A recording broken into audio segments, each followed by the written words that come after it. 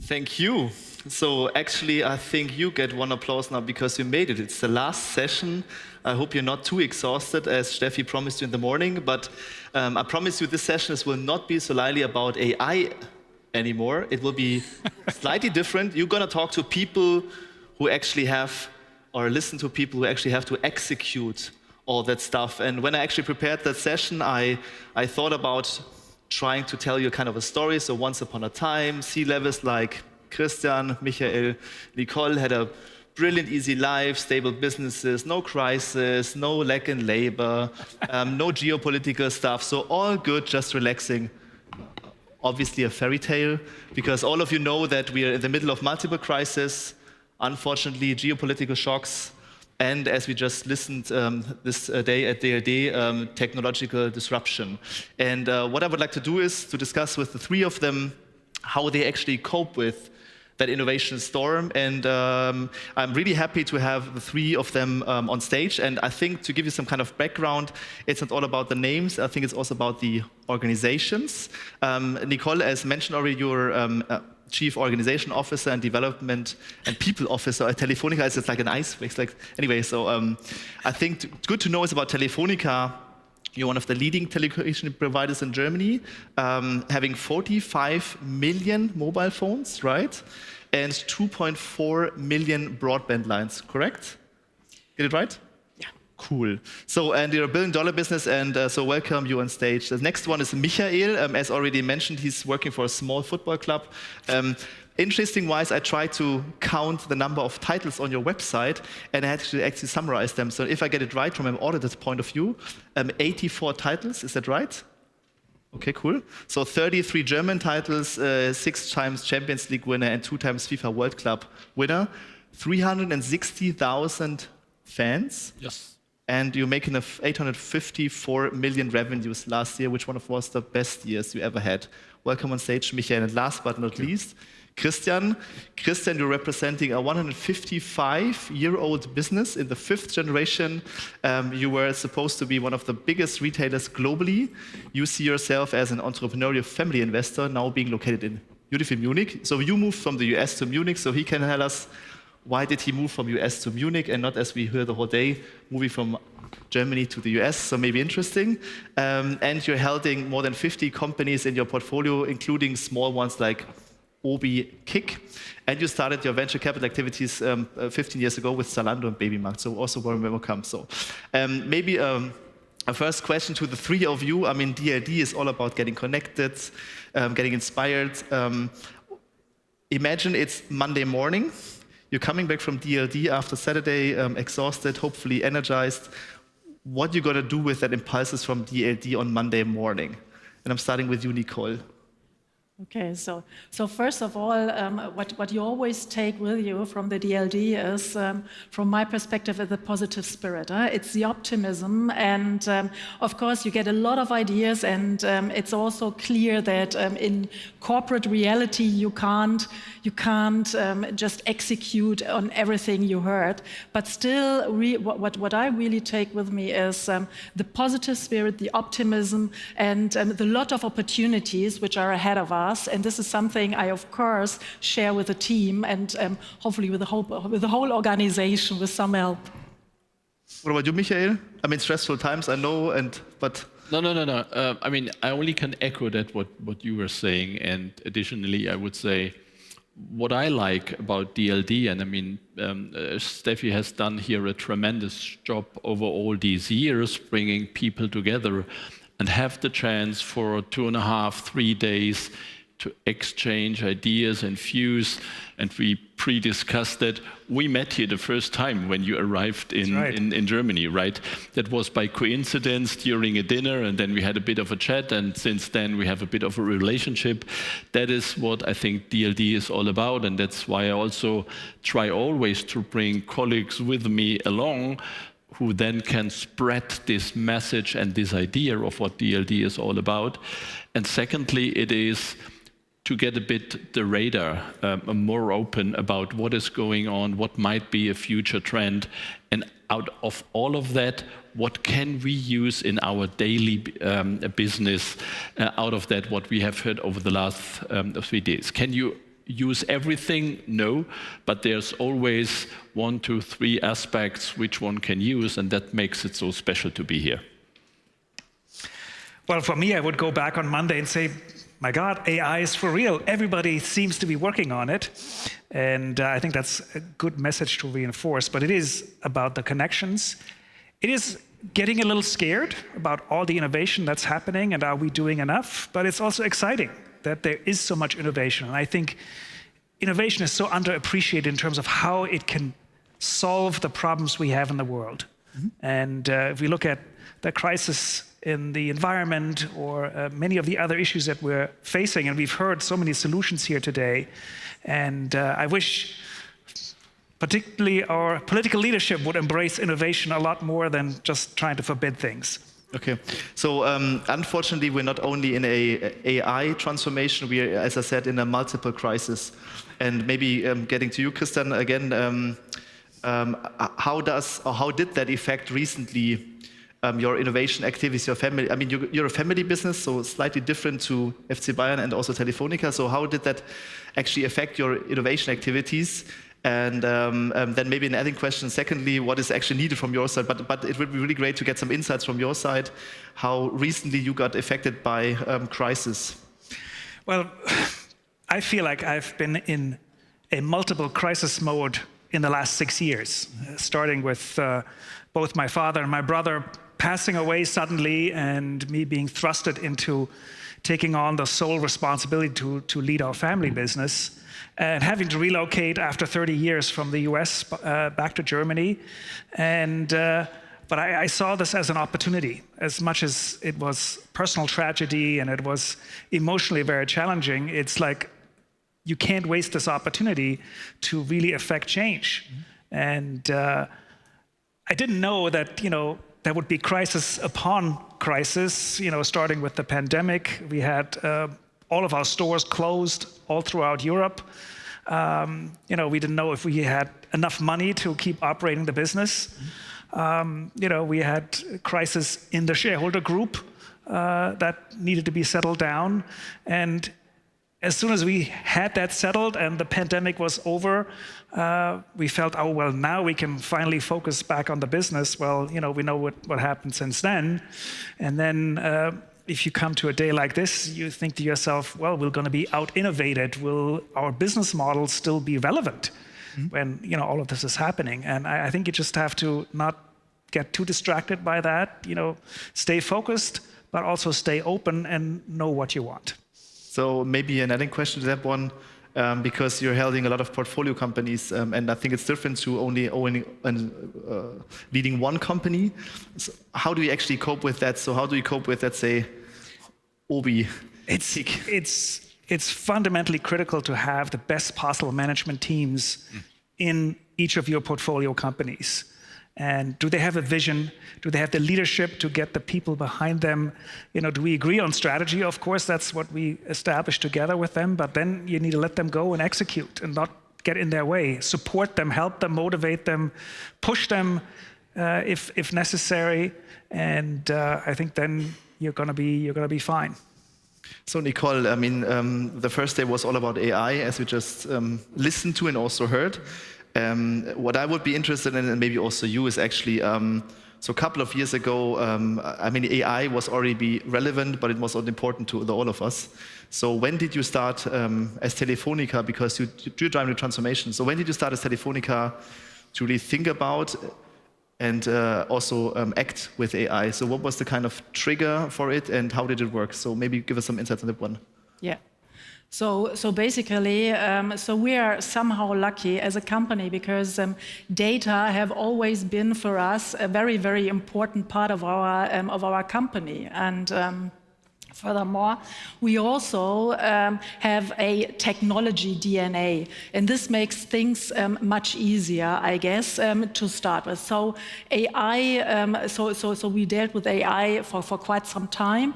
Nevertheless, now it's the time really to systemize our approach and to really holistically anchor it in the company. And this all starts not just counting use cases we have in AI, but also also creating a holistic AI strategy, which really starts with a question which might sound a little bit easy, but really asking yourself, what do I want to achieve with AI? Do I want to become more efficient? Do I want to add revenues? Do I want to increase the customer experience? And really starting with that and really having a holistic strategy for the whole company, this is key. And also foster trust, foster collaboration.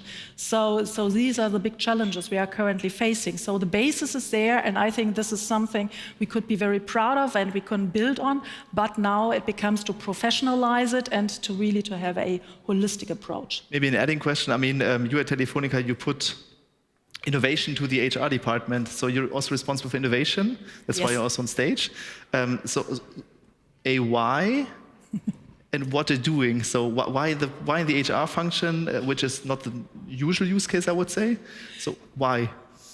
It's so interesting. It's always the first question I got. So why do you combine it? For me, it's very obvious because we have decided when it comes to innovation, we want to have an integrated approach, which does mean we don't want to separate innovation from the core. What we really want to do is to make innovation everybody's business every day. And this also means you have to embed it also into management systems. So it means that you have to embed innovation into performance management, into talent management, into leadership development. And if you want to be successful, really to create an innovation culture. Because otherwise, if you have it separated somewhere, it might be easier in the first step. But when it comes to scaling up and to really to using also the potential from the organization, you always face a lot of resistance. And this is the reason why we said, okay, we want to have an integrated approach, we want to have an open approach. This might take a bit longer, but at the end of the day, hopefully we will be successful. Interesting. So Michael, I mean, you're in kind of different worlds now, coming from a bank as a CEO, now being at FC Bayern, and I know you're really focusing on the people bit when it comes to innovation. So can you reflect on how you dealt with that topic as CEO at your former company, but also what you're going to take from the experiences from the former company to the now existing one, FC Bayern, and how do you cope with that at FC Bayern nowadays? Well, that's quite interesting what you were saying. When we started the digitalization journey within at the bank I was responsible for, that started with the attitude of the people in what do they think in terms of change and changing the bank and the structures. It is quite easy to define a new process. It is super easy to define a new product or to define a new workflow. You need the people. And sometimes with all the enthusiasm, this kind of change also creates a lot of fear within the organization. So if all these innovation and if all these changes are not deeply embedded in the DNA of a company, in the end, you will fail. Luckily, and I have the privilege to work with a lot of enthusiastic people within FC Bayern, and I also have the privilege to work with a lot of young people who are challenging me on a daily basis, whether that what we do is the right thing to do, or whether we should change things, whether we should implement new things.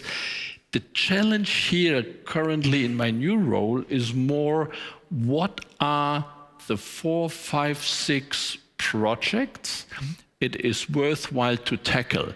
Why it is a handful? Well, in the end, we are a mid-sized company. And given that we are a mid-sized company, we need to focus. There are a lot of opportunities out there from the blockchain, from Bitcoin, from virtual reality, from metaverse. In the end, you need a team and you need the commitment of the team to bring these projects across the finishing line. So A, it is then, again, it's a super HR important function, and B, you need to have the right people to help you to foster and to drive these projects. And that is what I currently do there. So you actually mentioned a lot of technologies right at the end. So and we know all about the not invented here phenomenon. And I think we would all agree that it's nearly impossible for an organization to have all the experts within one company to cope with all the technologies. So how do you deal with that topic? I mean, it must came across in your previous working life. So maybe starting with you, Christian, do you have any examples how you overcame that, or is it just not the case for Tengelmann and the whole group? Well, innovation has to happen both at the holding level, but also in the business themselves. There, the business is defined if it's retail or it's real estate. But for us to really bring innovation into the organization was the decision to establish our own corporate venture capital fund and to do it in Europe, in the US, so that we would have access to both of these worlds, but always with an angle towards how can it help our core businesses. And not that every investment had to have a combination there, but again, when we started with this about 15 years ago, of course, bricks and mortar retail was considered outdated and will all be taken over by e-commerce. And that happened to some degree, but because we learned so much from our first early on e-commerce investments, we said we knew then what to look out for and how to implement in our existing businesses. And I think that helped to sustain these businesses, grow these businesses, and learn that understanding our customer data was a really very, very important aspect. And then going out there and looking for solutions, software solutions, bringing on new talent to help us work with that and translate that into better solutions for the consumer. Would have not happened had we not kind of taken the risk. And that's clearly the recommendation, I would say, on the learning that you have to really commit capital and commit people and take action and not just talk about it. What was your experience with Vaira, for example, because you have a vehicle at Telefónica who's dealing with the outside world with startups, briefly? Yes, so of course also there we are also very privileged that we have Vaira for quite some time, so we gain a lot of experiences working with startups. And what we not did is really trying to implement startup methodologies within the big corporate. Nevertheless, we also include, of course, Vaira in our innovation and also now in the AI strategy. So it's really important that it's a fundamental part, but it's a part of it.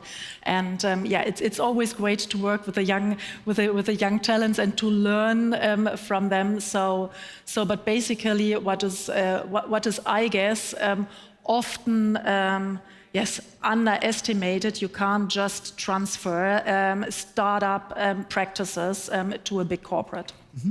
So Michael, as you have a CFO background, how do you actually measure innovation? Well, I think that is the difficult part in all of that. I mean, innovation is not always the super big step. Sometimes it is the small steps you make if you adapt or if you change a certain process. Mm-hmm. And then you can measure that quite easily in saying, well, this has now a higher efficiency and or a better customer journey. So that is how we measure that. And then, given and that what you said, we have more than 300,000 members, we get immediately feedback from them if we get it wrong in terms of be it to become a member and or to order something.